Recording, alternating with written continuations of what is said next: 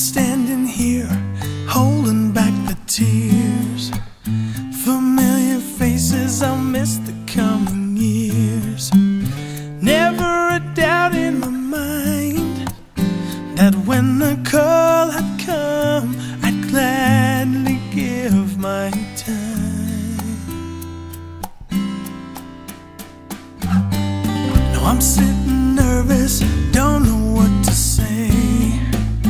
He's asking questions, doesn't want to pray. He says he's not sure that God is real, and says he can't believe there's power on earth to heal. And I cry and say, this is what matters. The truth is calling to you. I cry and say, this is the fruit that feeds your deepest hunger.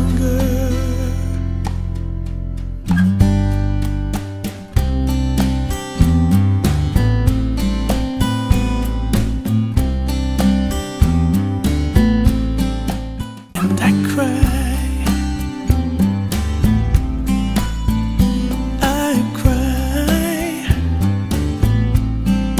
deepest hunger.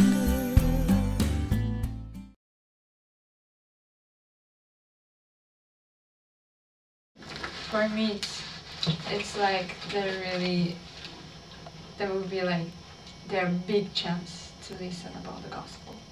So it's kind of sometimes a big pressure for me, because we have just like 15 minutes to talk about the whole gospel that we know, and to make them understand that there is a God and there is Jesus Christ, and that there is a blessings available for them as well at the temple if they go through the process of preparation to go to the temple.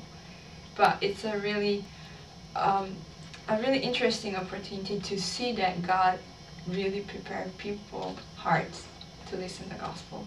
It's not every time that I will see a person that prepared to listen to the gospel, but there's the times that the people that come over here, they just started to cry. They just feel something different. They feel the Spirit, because there is Spirit here. Because the temple brings the Spirit, and they can feel the presence of God over here. Because they're my people from my own country, I think there's more love towards those tours, and so I get more attached to them. And so when they don't accept it, I'm much more sorrow than the ones that are not my people. Like when they don't have any clue and they don't have any interest, like it breaks my heart so much, and it makes me be depressed for that whole day. It's like, oh, my people are not ready. Like, but I had one CTO, which is like one person who accepted the missionaries. My whole mission, like for 9 months, I had one CTO that was a Korean. And when I had that experience, that was like the happiest experience of all like experiences, because it's my own language, my own culture, my own people.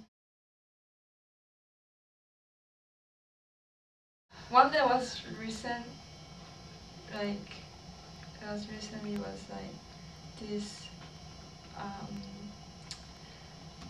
do you say, like what I was thinking, that I was in the outside of the temple grounds. I think that I shared with you before, but anyway, I was in the outside of the temple grounds, and then this guy came with his friend, and then he just came to me, and then he asked me, hey, do you guys have any materials or anything that I can learn? And then I was like, yeah,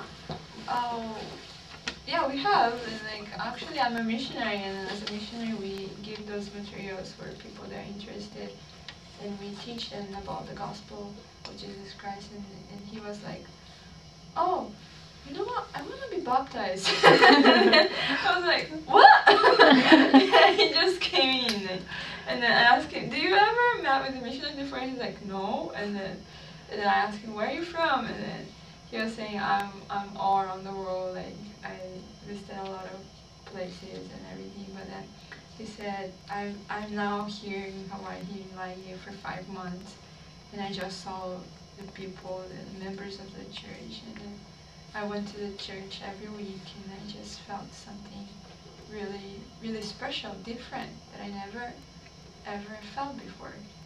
And then his friend like, yeah, so I just bring him here to meet with you guys, the missionaries. I thought it would be a good idea. So and then it was like a gift from God. I don't know, yeah. But I have one in my proselyting area. I used to serve in Haula, and this guy, he's like in his 50s, late 50s. He had gone through a lot. He lost his leg in an accident. He was diagnosed with cancer, and he was once addicted with alcohol, drugs, and all sorts of things, and he just had a very tough life. And we were actually trying to contact his daughter because his daughter was taught before, but we could never meet his daughter, but we always met him. And so we started to go and talk with him. Like the first few times we went, he was very unfriendly. He was like, get away, I'm busy, get away. Like, he was just very mean. But we just kept going anyways because we were always in that neighborhood, and we would see him like work in the yard and things like that. But then after about a month later, I got a new companion, and then we met him in Foodland. And so we're like, oh, hey, like, can we stop by another time? He's like, yeah, sure. And then we started to go to his house to meet, like, for a lesson and stuff. And, like, literally within that, when we were teaching in a month, like, we saw him change so much. Like, it was, like, incredible to see somebody change like that.